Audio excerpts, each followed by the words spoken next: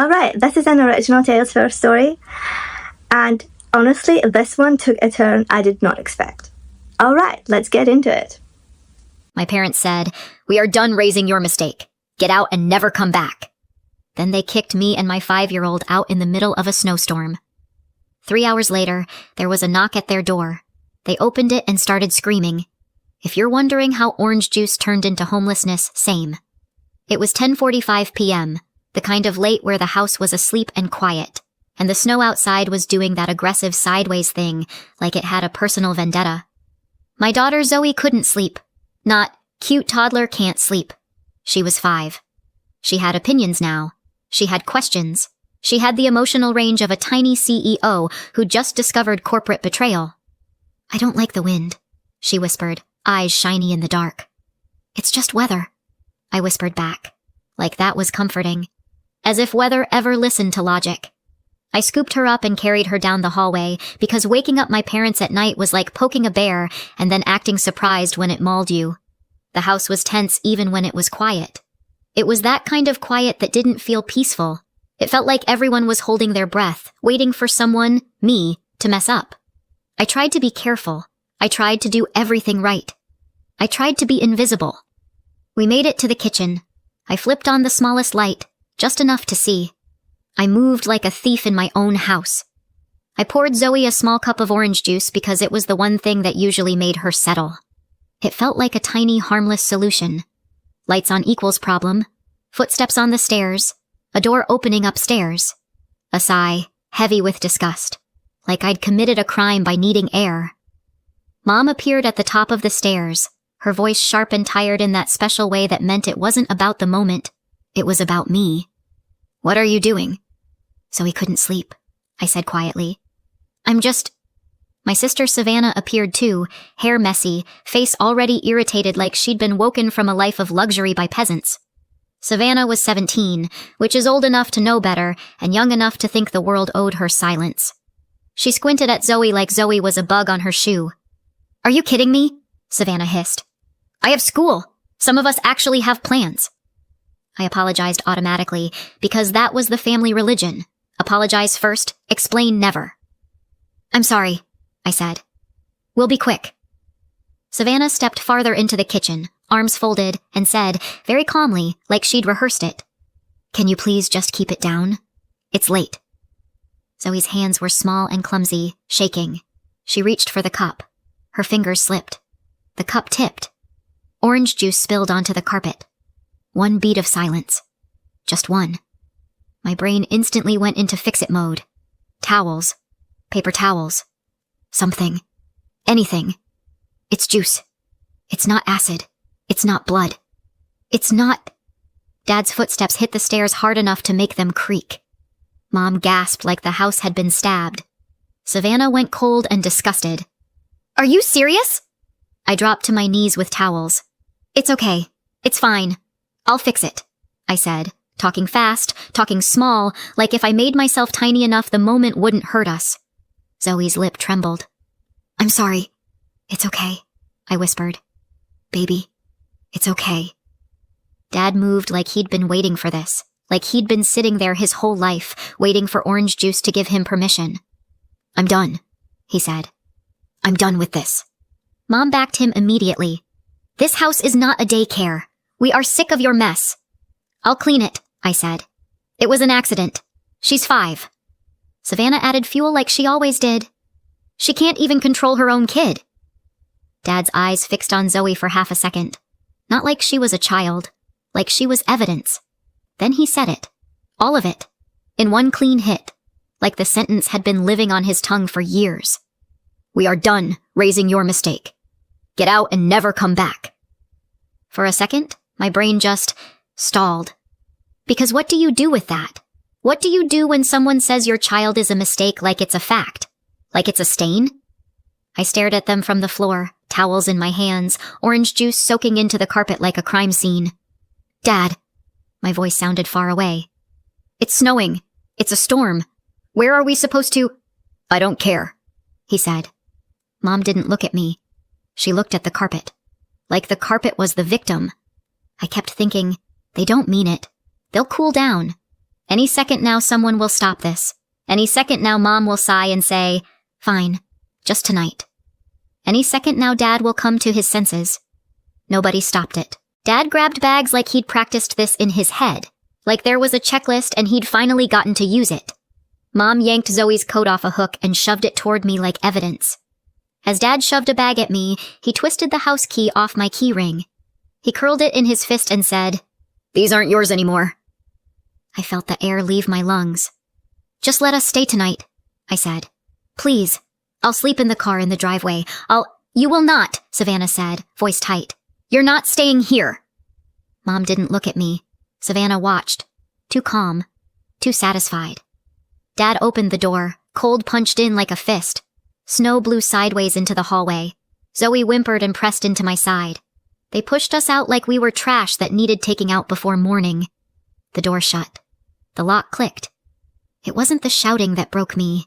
It was that small, final sound. Zoe started crying right away. Full body, shaking sobs. She looked at the orange stain on her sleeve and whispered, "I'm sorry. It's my fault." I crouched down, wiping her cheeks with my thumbs, trying not to fall apart right there on the porch. "No," I told her. "No. Never your fault. Do you hear me? Never." Inside my head, panic screamed, "I have no plan. I have no one. I have a child." The porch light glared down on us like we were on stage. I hauled the bags to my cheap car, my one tiny piece of independence, and got Zoe buckled in. My hands were shaking so badly I fumbled the latch. Phone battery low. Bank account basically a joke. The kind of money that disappears the second you look at it. I searched my brain for names to call. It was late. Storming. Everyone I knew had warm homes they didn't want to complicate. So I started the car, because sitting still felt like dying. I aimed for the nearest place that meant lights and heat, cheap motel, 24-hour diner, anywhere that wouldn't ask questions and wouldn't kick us out for being too sad. The road was slick. Snow was coming down hard. The windshield wipers fought a losing battle. Zoe sniffled in the back seat. "Where are we going?" I answered too bright, because mothers lie to keep the world from collapsing. "An adventure," I said. Zoe didn't laugh. I was so focused on keeping the car straight that I didn't see the other headlights until an intersection. Ice. A blur. Another car slid. The impact hit hard enough to steal the air from my lungs. Zoe screamed. One sharp sound. And then it cracked into sobbing. The world narrowed to one thing. Her. I twisted around, hands shaking, scanning her face, her arms, her legs. "Talk to me, baby," I said, forcing my voice steady. "Look at me. Are you hurt? Where do you hurt?" She shook her head hard, crying. "I'm scared." I scanned again anyway. Her cheeks, her hands, her coat. No blood. Nothing obvious. Just fear. Loud and real. A woman approached through the snow, steady, controlled, not panicking. She looked in my back seat, saw Zoe's tear-streaked face, saw the bags, saw the whole picture. She didn't bark at me. She didn't accuse me. She didn't even seem angry. She asked quietly, "Why are you out in this weather with a 5-year-old?" I tried to lie, then couldn't. "We got kicked out," I heard myself say. "Tonight." Her face changed like she'd been slapped by the sentence. "What's your name?" she asked. "Clara," I said. Her eyes flicked to my face like she was checking it against a memory she didn't want to be right. Then she said very quietly, like she was talking to herself, "Clara Walker." I froze. "I haven't seen you since what? You were in my—" She stopped herself. "Where did you go?" How did she know my last name? I learned early that my role in the house wasn't daughter. It was buffer. Savannah cried, my parents soothed. I achieved, my parents nodded and moved on. If Savannah was upset, the universe stopped. If I was upset, I was told to be mature. I learned to shrink because taking up space always cost me. I didn't know why they needed a villain in the family until the year I got pregnant. Before that, I had a path. A real one. Sophomore year, I got into a selective State University Future Scholars Research Mentorship program for high-performing high school students. It wasn't a sit in a lecture and clap politely program. It was real work. Every Saturday, a small group of us met on campus and worked on a project. Data collection, presentations, reports. The whole, this could be your life someday thing. And built into it was the part that made me feel like a person with a future. A weekly one-on-one mentor meeting. 15 minutes that felt like oxygen. Someone who asked me what I wanted, not what I'd done wrong. I kept one thing from that program. One small thing. I didn't know it would come back when everything fell apart. It was my future scholar's badge on a blue lanyard. I never wore it again, but I never threw it away. Back then, I thought my life was finally opening. Then I fell for Brendan. Brendan was sweet when it was easy and distant when it got real. He made me feel chosen after living in a house where I was mostly tolerated. So yes, I fell hard. Like a cliché. Like a girl who'd been starving for affection and mistook attention for love. When I found out I was pregnant, my first thought wasn't fear. It was, I can still do this. I can still finish school. Still do the program. Still be me. I was 15 at the time. Brendan was 17. He promised he'd be there, then stopped replying. Later I found out that he moved away for college. To Europe. I haven't heard much from him since. I thought the hardest part would be telling my parents. I was wrong. I told them in the kitchen, hands shaking so badly I could barely get the words out. There was a pause. Just long enough for hope to flicker. Then my mother's face changed first. Not anger. Disgust. My father didn't ask if I was okay. He asked who knew. They didn't say, how can we help? They said things like, do you know what people will think? You embarrassed us. You threw your future away. Savannah watched like it was entertainment. Like this proved something she'd always believed about me. I expected punishment. I didn't expect erasure. They decided I wouldn't go back to school for a while. Then it became homeschool. Then it became, you're not going back at all. They said it was to avoid gossip, to keep the family respected, to not parade my shame around. Like my body was a billboard and my baby was a scandal. They pushed me to drop the mentorship program immediately. No more Saturdays, no more meetings, no more future. I tried to fight it. I tried to bargain. I tried, just let me finish the semester. My father said something like, if you weren't smart enough to avoid getting pregnant, you're not smart enough for college. And that was that. The program moved on without me. I stopped showing up. I stopped answering calls. The worst part is, I didn't even get to say goodbye. Zoe was born, and I loved her so fiercely it scared me. But in that house, love didn't protect you. It just gave them another target. My parents treated Zoe like noise, mess, inconvenience. Never fully cruel in public, always cruel in private. Savannah got a normal teen life. Sleepovers, school, friends. I got exhaustion and reminders that I owed my parents for letting me stay. I promised my daughter she was never a mistake. And then, 5 years later, she spilled orange juice. Back in the car, my mouth was still open with a question I couldn't ask. Zoe's voice came small behind me. Mommy, are we going home? My hands locked around the steering wheel like it could fix things. We're going somewhere warm, I said, because that's what you say when you don't have a home and your kid is 5. Outside my window, the woman didn't look angry. She looked alert, like she was already scanning for the next thing that could go wrong. She leaned just enough so Zoe could see her face. Then her eyes flicked over Zoe, seatbelt, cheeks, hands, quick, checking, not lingering, and she looked at me. Is she hurt? No, I said too fast. I don't think so. She's just scared. Zoe made a small broken sound that confirmed it. The woman nodded once. Okay. My heart was still trying to climb out of my chest. Snow hissed across the glass. I'm sorry, I blurted. I didn't see you. She cut through it like she'd heard panic before. It's a bumper, she said. Don't worry about it. I stared at her. Most people worry about bumpers. Entire neighborhood feuds have started over less. I hit you, I said, because my brain needed reality acknowledged. Needed someone to be mad so the world made sense. You misjudged in a storm, she corrected. That happens. Then, like she was changing channels. How old is she? 5. Her expression tightened. Not at me. Not at the dent. At the 5. She looked at Zoe again. Hi, sweetheart. What's your name? Zoe hesitated. looked at me like she was asking if we were allowed to speak. Zoe, I said for her. Her name is Zoe. The woman nodded. Hi, Zoe. I'm Simona. Then she looked back at me. Clara, where were you headed?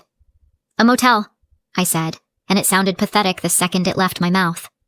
And after that? She asked. My throat tightened. I don't know. She didn't judge me. She didn't pity me. She just waited.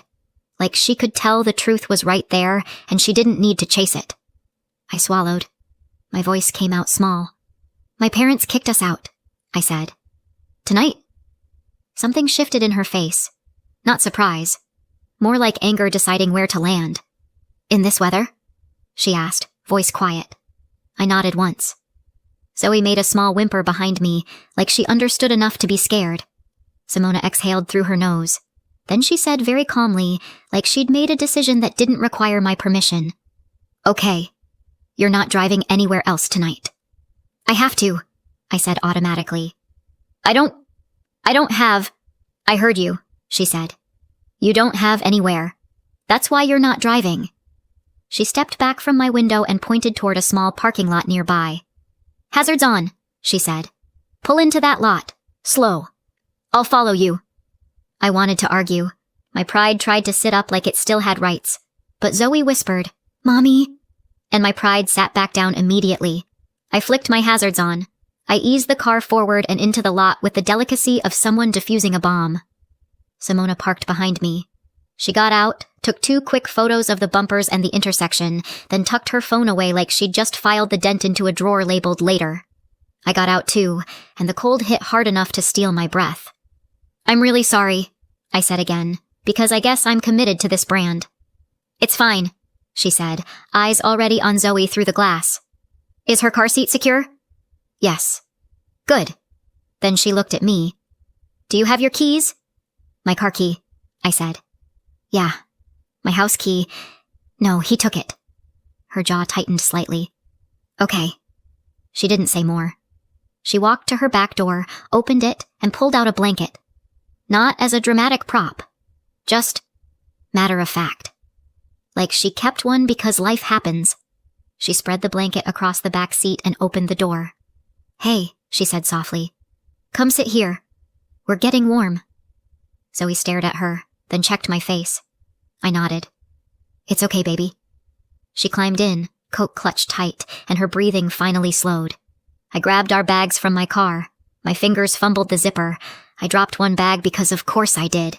Simona picked it up and handed it to me without making it a moment. Lock your car, she said. I did. That click felt too small for the night we were living. And then I slid into the front seat of Simona's car, heart still trying to climb out of my throat. As we drove, my brain tried to catch up. It finally remembered the thing she'd said at the crash. Quiet. Exact. Walker? I didn't ask. Zoe was right behind us, listening. And I couldn't risk the answer being something she'd carry. Simona drove in calm silence for a minute, then asked, Do you have any friends you can call? I stared at the dashboard. No. No explanation. No excuses. Just no. She nodded once. Okay. That word again. Okay. Like it was a fact, not a failure. We pulled up to a modest house with warm lights. Nothing flashy. Nothing cold. Just stable. Inside, heat wrapped around us so suddenly my eyes stung. Zoe sagged under the blanket the moment the door shut, like her body had been holding itself together on pure fear. Simona disappeared for 30 seconds and came back with thick socks and a mug of hot chocolate that smelled like it had actual effort in it. Zoe blinked up at her. Are you nice? She asked, because 5-year-olds have no filter. Simona paused like she was choosing her words carefully. I'm trying, she said. Is that okay? Zoe looked at me. I nodded, throat tight. Yeah, baby. Simona turned to me. Sit. I sat on the edge of the couch, still in my coat, still braced for yelling that never came. The house was quiet. Soft lamps, books, a neat stack of mail, one coat on a hook, the kind of quiet that doesn't feel like a trap. My hands wouldn't stop trembling, so I opened my bag just to give them something to do, and the blue Future Scholars lanyard peeked out. My face went hot. Of course I still had it. Like some embarrassing little souvenir from the life I didn't get to live. I shoved it down fast, like hiding it would hide the fact that I used to be someone with a plan. Simona's eyes flicked to it anyway. She didn't say anything, but she went still, just for a beat. Then she stepped into the light by the kitchen doorway, and my brain finally did the thing it should have done earlier. Her posture, her voice, the way she looked at me like I mattered. My stomach dropped. "No," I whispered. Her expression softened. Sadness, maybe. Or relief. Or both. "It's me," she said quietly. "Dr. Carr." The room tilted. Dr. Simona Carr. My mentor. 5 years ago. The one adult who'd looked at me like I had a future instead of a flaw. Zoe yawned and slid sideways against the couch cushion, too tired to notice my entire brain combusting. Dr. Carr kept her voice low. "Where did you go?" I tried to make it small. "Life happened." She waited. Not pressure. Space. And the truth came out in rough pieces. Pregnant at 15, pulled out of school, homeschool. No diploma, no program, no goodbye. Years stuck. Tonight's lockout. I waited for the look, the disgust, the disappointment. It didn't come. She nodded once, slow, then asked, "What's still in that house that you need?" "My wallet," I said automatically. "Zoe's school papers." I stopped, because my brain finally caught up. "My EpiPen," I said. "Shellfish allergy." I tried to shrug it off like it wasn't a big deal, like I wasn't one cross-contamination away from a nightmare. Dr. Carr didn't let me. "No," she said, quiet and absolute. "We're not gambling with that." "I'm not going back there." "Of course you don't," she said. "We'll get what you need." She slid a notepad toward me. "Essentials. Now." My pen moved. EpiPen. Wallet. Zoe's school papers. Anything with our names on it. Dr. Carr called non-emergency. I caught fragments. Lockout. Minor child. Emergency medication. Civil standby. Avoid confrontation. Then my phone lit up. Dad. Then Mom. I stared at the screen for half a second too long. Dr. Carr stayed close, silent. I answered. "Hello?" My dad shouted immediately. "What did you do? We had police at our door in the middle of the night." Mom cut in, furious. "How dare you call police on your own parents? Do you know how this looks?" My throat tightened. The old reflex, apologize, shrink, tried to climb up my spine. I looked at Zoe, curled up on the couch, finally asleep. "I called because I needed my EpiPen," I said. "That's it," Dad scoffed. "Always a story." "I'm hanging up," I said. They talked over each other, louder, uglier. I hit end. Click. Later, an officer brought back the essentials, my EpiPen, my wallet, Zoe's forms, and took a brief statement. What happened? Are we safe? Is Zoe safe? When the door closed again, the quiet finally felt different. Not the quiet before punishment, the quiet after survival. Dr. Carr didn't praise me, didn't lecture me. She just asked, "Are you hungry?" It was so normal it almost broke me. Later, after Zoe was tucked under a blanket and my EpiPen was placed somewhere I could grab fast, I said, because politeness is my default even when my life is on fire. "Thank you. We'll find somewhere tomorrow."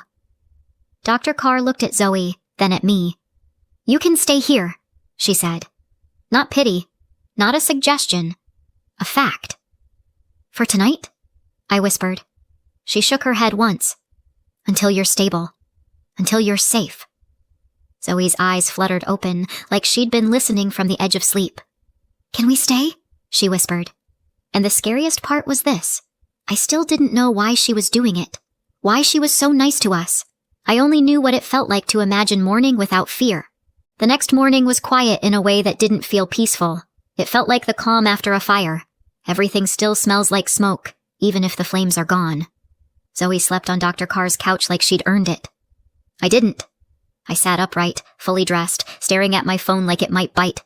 No calls, no texts, no screaming. The silence was suspicious. Dr. Carr slid a mug of coffee toward me like it was medicine. Not comforting, functional. She sat across from me. "Where do you work?" "Grocery store," I said. "Stocking. Mornings." "And you're scheduled today?" "I missed it." She didn't blink. We'll call. We. That word landed like a door unlocking. She put the phone on speaker so I couldn't hide from my own life. I explained. Weather, accident, emergency. I can come tomorrow. My manager grumbled, but the shift stayed mine. When the call ended, my shoulders dropped a fraction. Zoe wandered in, rubbing her eyes. She looked around like she expected the room to vanish. Are we still here? She asked. Yeah, baby. I kissed her forehead. We're still here. Zoe nodded. Then, are they still mad? I almost told the truth. That my parents didn't have mad settings, they had permanent disappointment settings. Instead I said, we're safe. Zoe accepted that like kids do, like safety is a fact you can hold on to. After I dropped Zoe at school, I came back and stood in Dr. Carr's kitchen like a person waiting to be yelled at. She glanced at me. You don't have to wear that face here. What face? The one that says you're bracing. I laughed once. It came out rough. Old habit. She nodded like she understood old habits too well. Then she said, matter of fact, you never finished school. My stomach tightened. No. GED? She asked. No. She didn't ask why. She didn't lecture. She just looked at me and said, do you want to finish? The question hit like a slap because I'd spent years believing I didn't get to want things anymore. I work, I said automatically. Zoe, she's in school, Dr. Carr said. And you're smart. That was, I started. 5 years ago, she finished. Not 50. I hated that she was right. She slid a notepad across the table. Not a motivational quote. A plan. 2 hours a night, she said. 4 nights a week. We start small. We don't negotiate with shame. I stared at the notepad like it might explode. And if I fail? I asked. Then you take it again, she said, like gravity was optional. That was the moment it stopped feeling cozy. It felt like rebellion. Not dramatic rebellion. Quiet rebellion. The kind that looks like a grown woman opening a math book and refusing to believe the voice that says she's too late. My schedule became ridiculous on purpose. Work early mornings, Zoe's school drop-off, study at Dr. Carr's table while Zoe colored beside me, dinner, bath, Zoe's bedtime. Then another hour with a book I'd been told I didn't deserve. Some nights I wanted to quit. Not because it was hard, because it made me angry. Angry that my parents stole my education and called it discipline. Angry that I had to rebuild what should have been mine the first time. The first time I passed a GED practice test, Zoe cheered like I'd won a championship. Mom is smart, she announced. I snorted. Mom is stubborn. When I passed the real test, I cried in my car in a parking lot like a person with excellent emotional regulation. Zoe asked why I was crying and I told her, happy. And she said, oh, like happy crying was normal. Then community college. Because tuition doesn't care about inspirational stories. I kept my job. I took classes when I could. I learned to live in the space between not enough time and do it anyway. Dr. Carr didn't rescue me with speeches. She showed up with logistics. A ride when my car wouldn't start. Babysitting when Zoe got sick and I had an exam. A calm email when a professor acted like accommodations were a moral failure. I didn't become fearless. I became practiced. Then I transferred back to State University. Walking onto campus felt like stepping into an alternate timeline, one where I hadn't been erased. And there, on a random weekday, I saw the building where future scholars used to meet. My stomach flipped so hard it felt like the past had hands. Dr. Carr didn't say anything. She just walked beside me. Student-parent life on campus was brutal. Everyone acted like you could be a perfect student if you just managed your time. As if time management includes materializing childcare from thin air. I met other student moms in quiet panic, always apologizing, always one emergency away from dropping out. So I started helping. Small at first. A group chat, shared notes, babysitting swaps, a list of, who can you call at midnight? Dr. Carr watched it grow and one night slid an envelope across her table. Funding opportunity, she said. Write a proposal. I stared. I'm not qualified. She lifted an eyebrow. You're living it. That's more qualified than most. So I wrote it. We got the grant. Then another. The first time a mom told me, this kept me enrolled. I went to the bathroom and cried for exactly 30 seconds, because I still had a shift to work. Somewhere in that year, Dr. Carr's kindness started to feel less like charity and more like choice. Zoe's drawings appeared on her fridge. Snacks Zoe liked were always in the pantry. A small toothbrush in the upstairs bathroom that hadn't been there at first. One night, Zoe fell asleep on the couch with homework on her lap. Dr. Carr covered her with a blanket and stood there for a beat too long. The question slipped out before I could swallow it. "Why are you doing this?" Dr. Carr didn't look at me right away. She watched Zoe breathe. "I thought I had time," she said quietly. I waited. "I kept postponing the family part," she added. "Career. Tenure. Later. And then, later didn't show up." Her voice stayed controlled. Her hand didn't. "This house has been quiet for a long time," she said. I didn't know what to do with that honesty, so I made it a little lighter. "So, we're your loud little invasion." Her mouth twitched. "Something like that." Then she looked at me and said the part I'll never forget. "I chose you. Not because I needed a project. Because no child should grow up believing she's a mistake." My throat closed. I nodded because I still didn't know how to accept something good without apologizing for it. By the time graduation came, Zoe was 10, old enough to remember the storm like a scar. And Savannah was graduating too. Same university, same ceremony. My parents were there for her. Of course they were.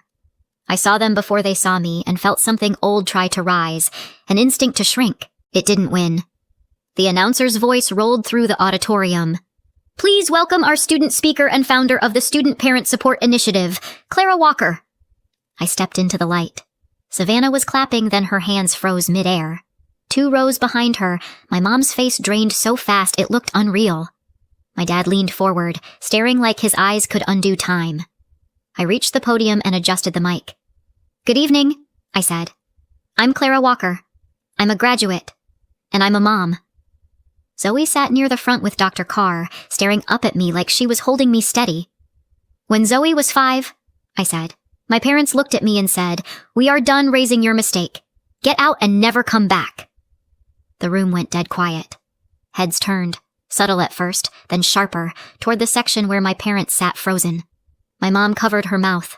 My dad's hands clenched together until his knuckles went white. Savannah stared hard at her lap like it might swallow her. "They took my house key," I continued, voice level. "They pushed a couple bags into my arms. They shut the door while it was snowing sideways." I didn't need to embellish it. The truth carried itself. "I sat in my car with a child asking me if we were going home," I said. "And I had to answer like a mother even when I felt like a scared kid myself." You could feel the room change. People weren't politely listening anymore. They were there.